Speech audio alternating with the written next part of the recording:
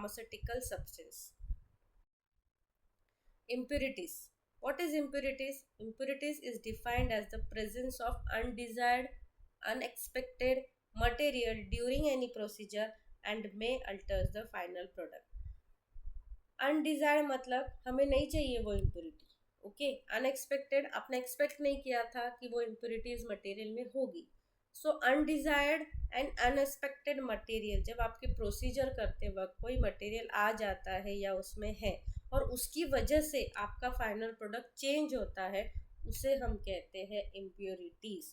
वो हमको नहीं चाहिए था, हमारे प्रोडक्ट में आ गया, हमारे प्रोसेस में आ गया और उसकी वजह से हमारा प्रोडक्ट अल्टर हो गया, हमें जैसा चाहिए था वैसा प्रोडक्ट नहीं मिला, उसको हम कहते हैं impurities.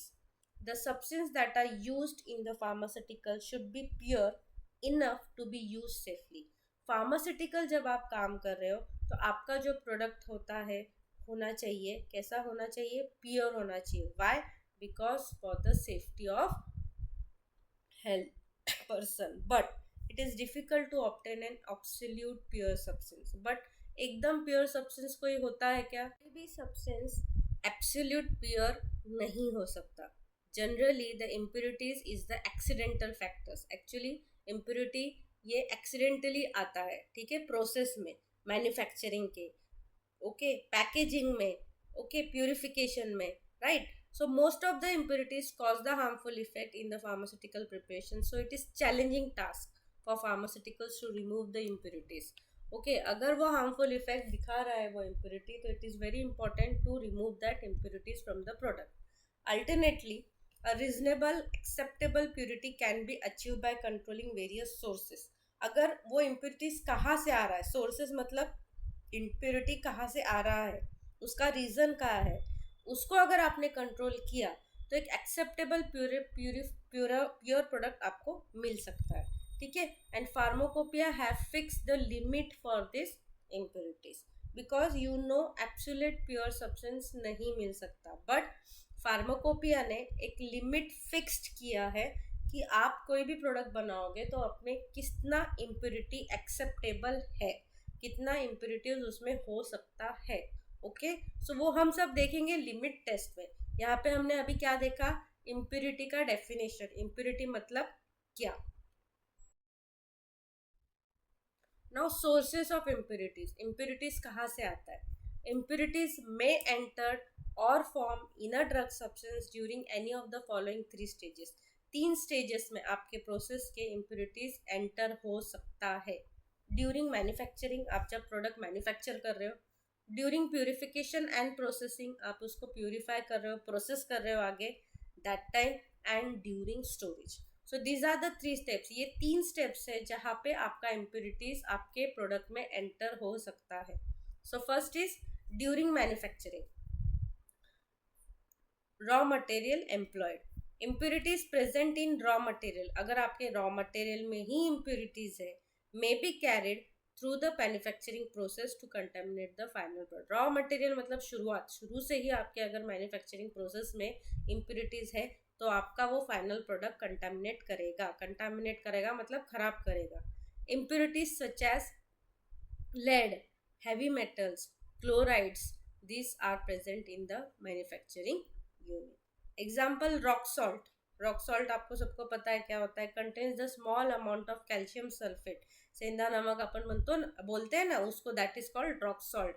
Contains the small amount of calcium sulphate and magnesium chloride. तो इसमें जो इम्प्योरिटीज कौन सी प्रेजेंट रहती है? Calcium sulphate and magnesium chloride. Copper sulfate may be prepared by the action of sulfuric acid on copper turnings. Okay, copper turnings are known to have iron and arsenic impurity. जो copper turning आप use कर रहे हो ये raw material हो गया. Copper turning से आप क्या बना रहे हो? Copper sulphate. ओके, नाउ ये कॉपर टर्निंग में क्या इम्प्योरिटीज है? Iron and arsenic impurity. So जब भी आप रॉ मटेरियल परचेज कर रहे हो आपको कोई प्रोडक्ट बनाने के लिए, at that time you have to be sure कि आप कौन सा रॉ मटेरियल ले रहे हो, उसमें प्यूरिटी कितना है, उसमें कितना इम्प्यूरिटीज है. तो ये सब चेक करके ही आप रॉ मटेरियल यूज करोगे.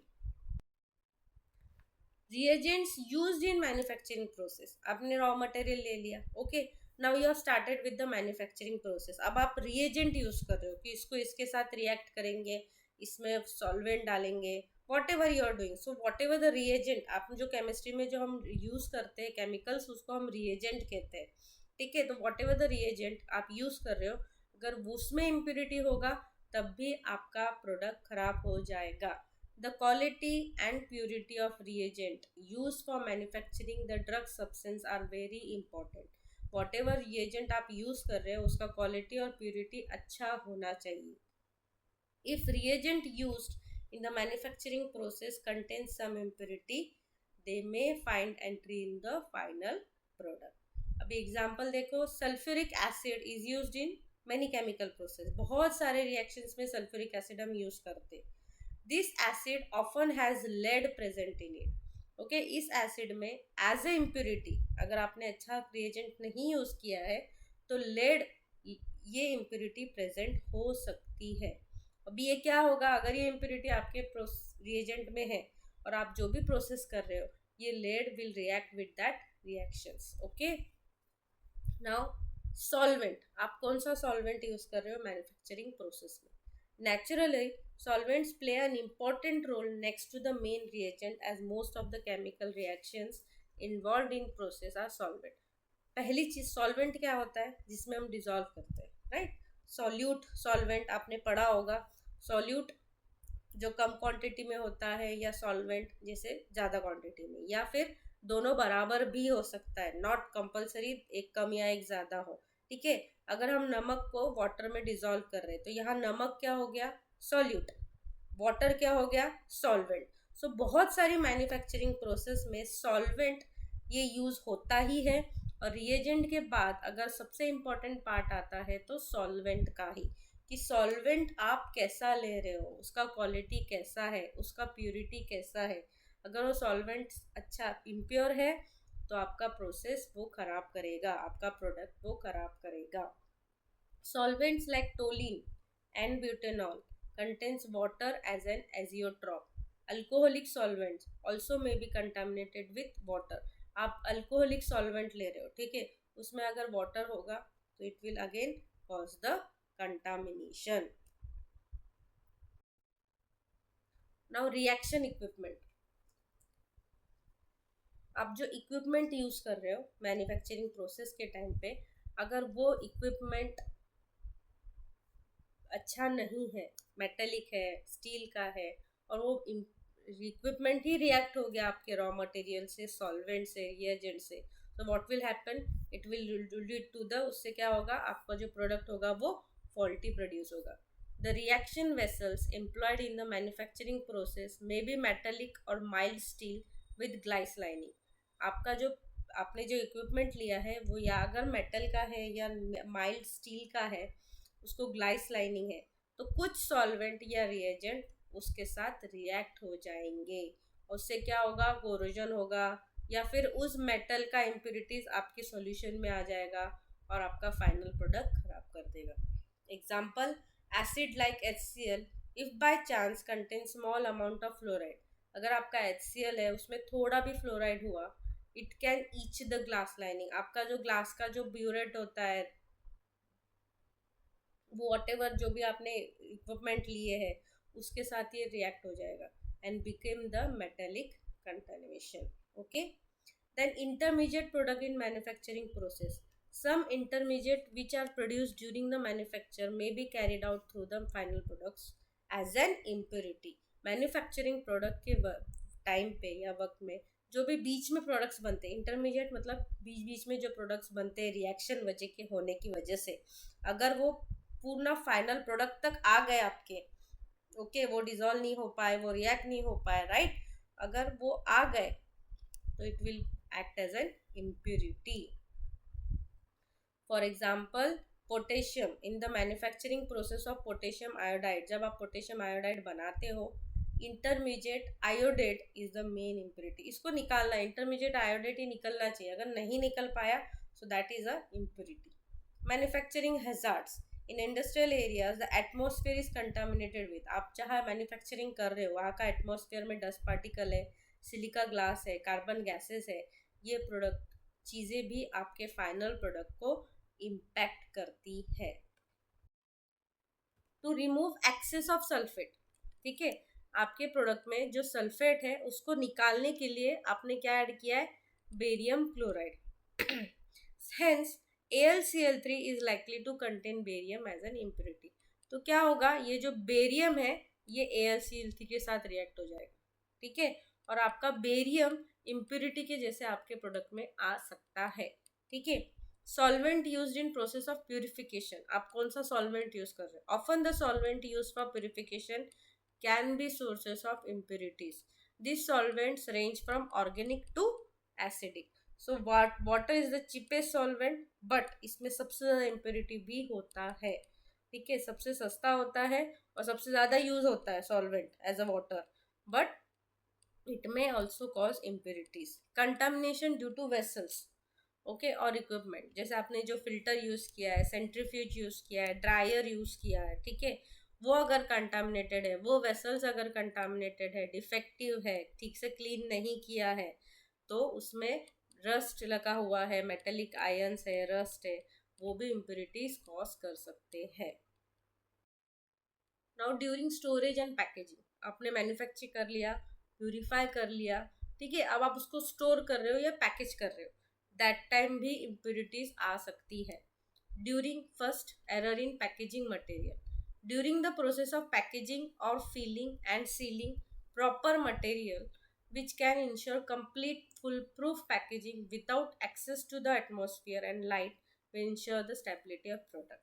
जब आप उसको प्रोडक्ट को फील कर रहे हो, सील कर रहे हो, पैकेजिंग कर रहे हो, कि ऐसा पैकेजिंग कर रहे हो कि वो एटमॉस्फेयर या लाइट से इफेक्ट नहीं होगा, तभी आपका प्रोडक्ट स्टेबल रह पाएगा, ठीक है। दस quality and strength of packaging material is important. आपका पैकेजिंग मटेरियल कौन से क्वालिटी का है और कितने स्ट्रेंथ का है, that is very important. For example, if the aluminium foil for the tablet strip, आपने टैबलेट स्ट्रिप या कैप्सूल के लिए एल्यूमिनियम फॉइल यूज किया है, for a liquid formulation bottle, liquid formulation के लिए आप बॉटल यूज करते हो, अगर वो अच्छा क्वालिटी का नहीं है, वो सब स्टैंडर्ड क्वालिटी का है, हल्की क्वालिटी का है, कम क्वालिटी का है, तो वो इम्प्योरिटीज ऐड करेगा। आपने कभी कभी देखा होगा कि हम टैबलेट का स्ट्रिप लाते हैं घर पे, किसी किसी टैबलेट का स्ट्रिप बहुत अच्छा रहता है और किसी किसी टैबलेट का स्ट्रिप आप पर्स में रखोगे, बैग में रखोगे, खुल जाता है। सो आपका जो पैकेजिंग मटेरियल है वो अच्छा होना चाहिए, अच्छी क्वालिटी का होना चाहिए। फॉल्टी पैकेजिंग प्रोसेस, जो पैकेजिंग का प्रोसेस है, असेंबल करना, प्रोसेस करना, प्रेसिंग करना, सीलिंग करना, ये प्रोसेस फॉल्टी अगर होता है तब भी आपका इम्प्योरिटीज ऐड होगा। If the process parameters are not optimize और टेम्पर्ड, ठीक है, then it will lead to contamination. Microbial contamination, microbial contamination मतलब फंगस ग्रो हो रहा है, बैक्टीरिया ग्रो हो रहा है, अगर आपने स्टोरिंग कंडीशंस बराबर नहीं रखी है, ठीक है, आप जहाँ आपके tablets, capsules, solution, suspension, injections, vaccine जो भी आपने बनाया है उसको कहाँ स्टोर कर रहे हो, और स्टोरेज का एक कंडीशंस होता है जो इंडियन फार्माकोपी हमें दिया है कि अगर आपका ये टैबलेट है तो उसको कितने टेम्परेचर में, कितने प्रेशर में, कितनी रूम टेम्परेचर पे या फ्रिज में या फ्रीज़र में कहाँ रखना है, तो वो अगर आप कंडीशंस फॉलो नहीं करते हो then it will again cause the faulty product। the products for parenteral, parenteral मतलब इंजेक्शंस जो हम लोग देते हैं ना, आईवी, इंट्राडर्मल मतलब स्किन के अंदर जो डायरेक्टली ब्लड में जाता है, पेरेंट्रल मतलब that medicine directly go into the blood, okay, जो ब्लड में डायरेक्टली हम दवाई देते हैं। और ये ऑप्थेल्मिक, ऑप्थेल्मिक मतलब आइज से रिलेटेड, जो प्रिपरेशंस आइज में दिया जाता है, आंखों में जो ड्रॉप्स डाले जाते हैं, उसका स्टरलिटी टेस्टिंग होता है, क्योंकि ये डायरेक्टली आपके बॉडी में एंटर हो रहा है, ठीक है। So these are the causes of storage, sources of impurity. ये इम्प्योरिटीज कहाँ कहाँ से आता है, manufacturing, processing and storage and packaging. ना इफेक्ट्स ऑफ इम्प्योरिटीज, अगर इम्प्योरिटीज आ जाता है, इम्प्योर है आपका प्रोडक्ट, तो क्या होगा, इम्प्योरिटीज आर समटाइम हार्मलेस, कभी कभी ये हार्मलेस होती है, but are present more than certain limit, लेकिन लिमिट से ज़्यादा होगा तो आपका जो स्ट्रेंथ है एक्टिव सब्सटेंस का वो कम हो जाएगा, तो उसका थेरेपेटिक इफेक्ट भी कम होगा। आपने कभी कभी देखा होगा कि लोग बोलते हैं कि नहीं मुझे उसी कंपनी का ड्रग से फ़र्क पड़ता है, मुझे दूसरी कंपनी के ड्रग से फ़र्क ही नहीं पड़ता, मैं इस कंपनी सिप्ला कंपनी का क्रोसिन लूँगा तो मुझे जल्दी आराम मिलता है, लेकिन मैंने दूसरी कंपनी से ले लिया तो मुझे पर कुछ असर ही नहीं हुआ। क्यों? क्योंकि आपका जो ड्रग है उसका एक्टिव स्ट्रेंथ कैसा है। ओके, अगर वो एक्टिव स्ट्रेंथ उसका सही नहीं है तो आपका थेरेपेटिक इफेक्ट, मतलब आपको जो असर होना चाहिए बॉडी पे, ठीक है, मुझे बुखार आया है, मैंने पैरासीटामोल लिया है, अगर आप मार्केट में देखोगे तो पैरासीटामोल एक नहीं कम से कम 100 कंपनीज का पैरासीटामोल आपको मार्केट में मिलेगा, राइट। बट सबसे ज़्यादा मार्केट में सेल कौन सा होता है? जो कस्टमर मांगता है, जो डॉक्टर प्रिस्क्राइब करता है, क्योंकि उसका इफेक्ट अच्छा है, राइट। तो उसे कहते हैं थेरेपेटिक इफेक्ट। तो आपका सब्सटेंस अगर इम्प्योर है तो उसका थेरेपेटिक इफेक्ट अल्टर होगा, मतलब होगा। ओके, एक ड्रग से अगर आपका बुखार 3 घंटे में उतरता है और दूसरे ड्रग से आपका बुखार 5 घंटे बाद उतरता है, तो आप कौन सा ड्रग लोगे? 3 घंटे वाला, राइट। तो that is called your therapeutic effect. Impurities may bring about an incompatibility in the original substance and cause the deterioration in the substance. Impurity की वजह से क्या होगा? आपका ओरिजिनल सब्सटेंस जो है, आपका जो ओरिजिनल आपने जो लेके आए हो वो इनकम्पेटेबल हो जाएगा, वो रिएक्ट कर रहा है, वो नहीं सॉल्यूबल हो पा रहा है, उससे क्या होगा? आपका सब्सटेंस खराब हो जाएगा। Some impurities take direct participation in the chemical reaction and change the chemical behavior of the original substance. कुछ इम्प्योरिटीज ऐसी होती है जो केमिकल रिएक्शन में डायरेक्टली पार्ट लेके क्या करेगी? आपका जो ओरिजिनल सब्सटेंस है उसका बिहेवियर ही चेंज कर देगी। बिहेवियर चेंज करना मतलब मैंने ऐसा सब्सटेंस लिया है जो सिर्फ अल्कोहल में सॉल्यूबल होता है, वाटर में सॉल्यूबल ही नहीं होता, ठीक है। मेरे पास रॉ मटेरियल ऐसा है जो अल्कोहल में सॉल्यूबल होता है, वाटर में सॉल्यूबल नहीं होता, बट अगर उसमें इम्प्योरिटीज है तो क्या होगा? वो ऐसे केमिकल रिएक्शंस हो गए कि जो मेरा वाटर ओरिजिनल सब्सटेंस है वो वाटर में डिजोल्व हो रहा है। अरे कैसे हो गया? वाटर में डिजोल्व कैसे हो गया? बिकॉज उसमें इम्प्योरिटीज आ गया है, ठीक है। Then some impurities promotes the microbial growth and are responsible for the deterioration of the substance. कुछ impurities की वजह से microbial growth बहुत होता है। microbial growth मतलब फंगस बैक्टीरिया उस पर ग्रो अगर हो गया तो उसकी वजह से आपका सब्सटेंस खराब हो जाएगा। Some impurities may be able to catalyze the degradation. Catalyze मतलब इंक्रीज करना, ठीक है। डिग्रेडेशन मतलब खराब होना, जल इंक्रीज करता है, ठीक है। उसकी वजह से आपके ड्रग का शेल्फ लाइफ कम हो जाता है, okay. Then some impurities by virtue of their unstable nature like hygroscopic मतलब वाटर ऑब्जर्व करना, ऑक्सीडाइजेबल मतलब ऑक्सीडाइज हो जाना किसी भी impurities के साथ में, can bring about the changes in the physical properties. Physical properties मतलब अपीयरेंस कैसा है उस ड्रग का, टेस्ट कैसा है उस ड्रग का, नेचर ऑर्डर कैसा है उस ड्रग का, वो चेंज हो जाता है। मतलब मैंने फॉर्मुलेशन बनाया तो रेड कलर का था बट अभी ये ऑरेंज कैसे हो गया, ठीक है। So these are the impurities की वजह से ये होता है। अभी हमने यहाँ पे पढ़ा शेल्फ लाइफ।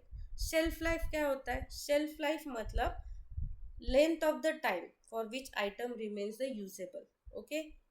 उस प्रोडक्ट का कितने दिन तक हम यूज़ कर सकते हैं। एक्सपायरी होता है ना, हम कोई भी प्रोडक्ट लाते हैं घर पे, आप टूथपेस्ट लाओ, आप पाउडर लाओ, आप दवाई लाओ, आप कुछ भी जो भी चीज़ें घर पे लेके आते हो खाने की एडिबल चीज़ें, ठीक है, उसका शेल्फ लाइफ होता है। तो अगर आपके प्रोडक्ट में इम्प्योरिटीज़ है तो क्या होगा? उसका शेल्फ लाइफ कम हो जाएगा।